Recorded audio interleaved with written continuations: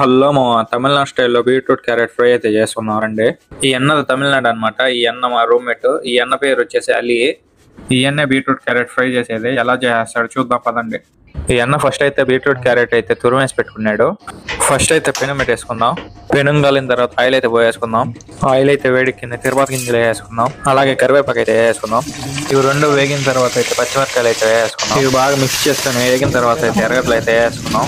ఇవి బాగా మిక్స్ చేసుకొని 10 నిమిషాలు అయితే మూత అయితే పెట్టేసుకుందాం. 10 నిమిషాల తర్వాత అయితే మూత అయితే వేసుకొని వేగిందో లేదో చూసుకొని కొంచెం సాల్ట్ వేసుకొని అలాగే బీట్రూట్ అయితే వేసుకుందాం. బాగా మిక్స్ చేసుకొని ఒక 5 నిమిషాలు అయితే మూత అయితే పెట్టేసుకుందాం. మధ్య మధ్యలో చూసుకుంటూ ఉండండి, లేదంటే మాడిపోతూ ఉంటుంది. బీట్రూట్ వాడిపోయేంత వరకు ఆయిల్ అయితే ఫ్రై చేసుకున్నాం. బాగా బీట్రూట్ బాగా అయితే వాడిపోయింది. మేమైతే పప్పుల పొడి వేసుకోలేదు, మీరు కావాలంటే పప్పుల పొడి వేసుకోండి.